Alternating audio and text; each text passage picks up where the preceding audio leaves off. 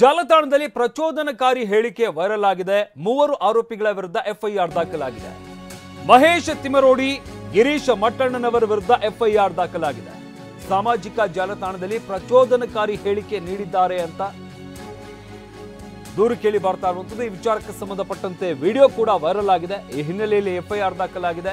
ಬೆಳ್ತಂಗಡಿ ನಿವಾಸಿ ಚರಣ್ ಶೆಟ್ಟಿ ದೂರಿನಂತೆ ಪ್ರಕರಣ ದಾಖಲಾಗಿದೆ. ಬೆಳ್ತಂಗಡಿ ಪೊಲೀಸ್ ಠಾಣೆಯಲ್ಲಿ ಎಫ್ಐಆರ್ ದಾಖಲಾಗಿದೆ. ಪುನೀತ್ ಕೆರೆಹಳ್ಳಿ ವಿರುದ್ಧವೂ ಕೂಡ ಎಫ್ಐಆರ್ ದಾಖಲಾಗಿದೆ.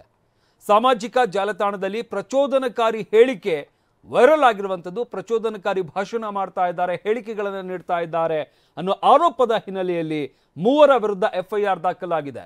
ಮಹೇಶ್ ತಿಮರೋಡಿ, ಗಿರೀಶ್ ಮಟ್ಟಣ್ಣನವರ್ ಇವರೆಲ್ಲರ ವಿರುದ್ಧ ಎಫ್ಐಆರ್ ದಾಖಲಾಗಿದೆ. ಬೆಳ್ತಂಗಡಿ ನಿವಾಸಿ ಚರಣ್ ಶೆಟ್ಟಿ ಕೊಟ್ಟಿರುವಂತಹ ದೂರಿನ ಅನ್ವಯ ಪ್ರಕರಣ ದಾಖಲಿಸಲಾಗಿದೆ.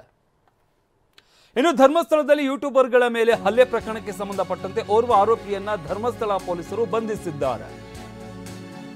ಕನ್ಯಾಡಿ ನಿವಾಸಿ ಸೋಮನಾಥ ಸಫಲ್ಯ ಬಂಧಿತ ಆರೋಪಿ. ಜೀಪ್ ಚಾಲಕನಾಗಿರುವ ಆರೋಪಿ ಸೋಮನಾಥ ಸಫಲ್ಯ ಆರೋಪಿಯನ್ನ ಕೋರ್ಟ್ಗೆ ಹಾಜರುಪಡಿಸಿದ ಪೊಲೀಸರು ಈ ಸಂದರ್ಭದಲ್ಲಿ 14 ದಿನ ನ್ಯಾಯಾಂಗ ಬಂಧನಕ್ಕೆ ವಿಧಿಸಿ ಆದೇಶವನ್ನ ಹೊರಡಿಸಲಾಗಿದೆ.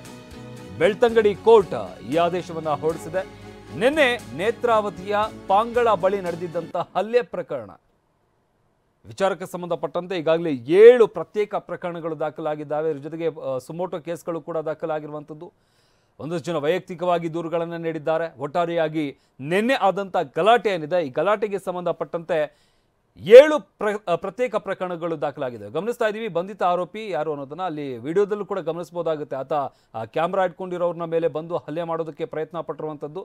ಆತನ ವಿರುದ್ಧ ಕೇಸ್ ದಾಖಲಾಗಿತ್ತು. ಸದ್ಯಕ್ಕೆ ಆತನನ್ನು ಬಂಧಿಸಲಾಗಿದೆ. 14 ದಿನಗಳ ಕಾಲ ನ್ಯಾಯಾಂಗ ಬಂಧನಕ್ಕೆ ನೀಡಿ ಆದೇಶವನ್ನು ಹೊರಡಿಸಲಾಗಿದೆ. ಬಿಗ್ ಬಾಸ್ ಸ್ಪರ್ಧಿ ರಜತ್ಗೆ ಜೀವ ಬೆದರಿಕೆ ಕೇಸ್ಗೆ ಸಂಬಂಧಪಟ್ಟಂತೆ ಡಿಜಿಐಜಿಪಿಗೆ ಬಿಗ್ ಬಾಸ್ ಸ್ಪರ್ಧಿ ರಜತ್ ದೂರನ್ನು ನೀಡಿದ್ದಾರೆ. ಶಾರದಾ ಭಟ್ ಸೇರಿದಂತೆ ಕೆಲವರ ವಿರುದ್ಧ ದೂರನ್ನು ನೀಡಲಾಗಿದೆ. ಸೈಬರ್ ಠಾಣೆಗೆ ದೂರು ವರ್ಗಾಯಿಸಿದ ಖಾಕಿ ರಜತ್ ಪತ್ನಿ ಮೊಬೈಲ್ಗೆ ಬೆದರಿಕೆ ಪೋಸ್ಟ್ ಅನ್ನ ಹಾಕಲಾಗಿರುತ್ತೆ. ಹೌದು, ಮೆಸೇಜ್ ಬಂದಿರುತ್ತೆ. ರಜತ್ ಪತ್ನಿ ಮೊಬೈಲ್ಗೆ ಬೆದರಿಕೆ ಸಂದೇಶ ಹಾಕಿದವರ ವಿರುದ್ಧವೂ ಕೂಡ ದೂರನ್ನ ದಾಖಲಿಸಲಾಗಿದೆ. ಇನ್ನು ಯಾರು ಮೆಸೇಜ್ ಕಳಿಸಿದ್ರು ಅನ್ನೋ ವಿಚಾರಕ್ಕೆ ಸಂಬಂಧಪಟ್ಟಂತೆ ಸದ್ಯಕ್ಕೆ ಪೊಲೀಸರಿಗೆ ದೂರನ್ನು ನೀಡಲಾಗಿತ್ತು. ಆ ಪ್ರಕರಣವನ್ನ ಅಂದ್ರೆ ಮೆಸೇಜ್ ಬಂದಿರುವಂತಹ ಪ್ರಕರಣ ಏನಿದೆ ಅದನ್ನ ಸೈಬರ್ ಕ್ರೈಮ್ಗೆ ವರ್ಗಾಯಿಸಲಾಗಿದೆ. ಬಿಗ್ ಬಾಸ್ ಸ್ಪರ್ಧಿ ರಜತ್ಗೆ ಜೀವ ಬೆದರಿಕೆ ಕೇಸ್ಗೆ ಸಂಬಂಧಪಟ್ಟಂತೆ ಡಿಜಿಐಜಿಪಿಗೆ ಬಿಗ್ ಬಾಸ್ ಸ್ಪರ್ಧಿ ರಜತ್ ದೂರನ್ನು ನೀಡಿದ್ದಾರೆ. ಅಲ್ಲಿ ಇದ್ದಿದ್ದು ಅದು ಯಾರು ಹಲ್ಲೆ ಮಾಡಿದ್ರು ಅವ್ರ ಮೇಲೆ ನಾನು ಕಂಪ್ಲೇಂಟ್ ಕೊಟ್ಟಿದ್ದೀನಿ. ಆಮೇಲೆ ಅದಾದಮೇಲೆ ಇವರು ಯಾರು ಕಮೆಂಟ್ಸ್ ಏನು ಮಾಡಿದ್ರು, ಕೆಟ್ಟದಾಗ ಏನೇನು ಕಮೆಂಟ್ ಮಾಡಿದ್ರು ಅದು ಸ್ಕ್ರೀನ್ಶಾಟ್ಸ್ ಎಲ್ಲ ಇದೆ. ಅಲ್ಲಿ ಹಲವಾರು ಜನ ಅದ್ರ ಬಗ್ಗೆ ಕಂಪ್ಲೇಂಟ್ ಕೊಟ್ಟಿದ್ದೀನಿ. ಆಮೇಲೆ ಒಂದು ಹೆಂಗಸು ಅಕ್ಷತನಿಗೆ ಮೆಸೇಜ್ ಮಾಡಿ ಕೊಲೆ ಮಾಡ್ತೀನಿ ಅದೆಲ್ಲ ಬೆದರಿಕೆ ಹಾಕಿದ್ದು, ಅದ್ರ ಮೇಲೆ ಒಂದು ಕಂಪ್ಲೇಂಟ್ ಕೊಟ್ಟಿದ್ದೀವಿ.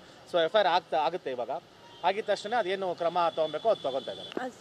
ಫೋನ್ ಕಾಲ್ ಅಲ್ಲ, ಬಟ್ ಮೆಸೇಜ್ ಮಾಡಿದ್ರು. ಅದಲ್ದಲೇ ಒಂದು ಸ್ಟೇಟಸ್ ಕೂಡ ಅಪ್ಡೇಟ್ ಮಾಡಿದ್ದಾರೆ. ಅಂದರೆ ಪಬ್ಲಿಕ್ ಆಗಿ ಸೋಷಿಯಲ್ ಮೀಡಿಯಾದಲ್ಲಿ ಈ ಥರ ಸ್ಟೇಟಸ್ ಅಪ್ಡೇಟ್ ಮಾಡಬೇಕಂದ್ರೆ ಅದಕ್ಕೆ ಸ್ವಲ್ಪ ಜಾಸ್ತಿ ಧೈರ್ಯನೇ ಬೇಕು. ಅದು ಹೆಂಗೆ ಅಷ್ಟು ಧೈರ್ಯದಲ್ಲಿ ಅವ್ರು ಆ ಥರ ಒಂದು ಸ್ಟೇಟಸ್ನ ಅಪ್ಡೇಟ್ ಮಾಡಿದ್ದಾರೆ ಅಂತ ಗೊತ್ತಿಲ್ಲ. ರಜತ್ ಅವರ ಪತ್ನಿ ಅಕ್ಷತಾ ಹಾಗೂ ಅವ್ರಿಗಿಬ್ರು ಮಕ್ಕಳಿದ್ದಾರೆ.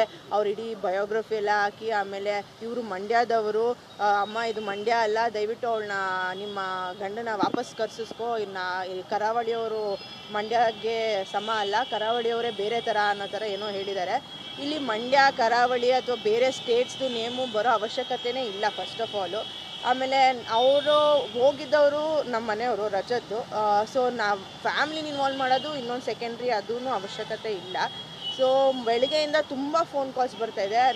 ನಾನು ಹುಟ್ಟಿ ಬೆಳೆದಿದ್ದೆಲ್ಲ ಮಂಡ್ಯ ಇದರಿಂದ ತುಂಬ ಜನ ಯಾಕೆ ಸುಮ್ಮನೆ ಇದ್ದೀರಾ, ನೀವು ಮಾತಾಡಿ ಅಂತ ಹೇಳ್ತಾ ಇದ್ದಾರೆ. ಬಟ್ ನಾನು ಇದನ್ನು ಅಗ್ರೆಸಿವ್ ಆಗಿ ಲೀಡ್ ಮಾಡೋದಕ್ಕೆ ನನಗೂ ಇಷ್ಟ ಇಲ್ಲ. ಅವರು ಎಲ್ಲರೂ ನಾವು ಹೋಗ್ತೀವಿ, ನಾವು ಗಲಾಟೆ ಮಾಡ್ತೀವಿ, ಆ ಥರ ಈ ಥರ ಎಲ್ಲ ಮಾತಾಡ್ತಾ ಇದ್ದಾರೆ. ಬಟ್ ಯಾರೋ ಒಂದು ಹೆಂಗಸು ಮಾಡಿರೋದ್ರಿಂದ ನಾವು ಸ್ಟೇಟ್ಗೆ ಏನೋ ತಂದಿಕ್ಕಿ ತಮಾಷೆ ನೋಡೋವಂಥ ಅವಶ್ಯಕತೆ ಇಲ್ಲ ಅನಿಸುತ್ತೆ ಇಲ್ಲಿ.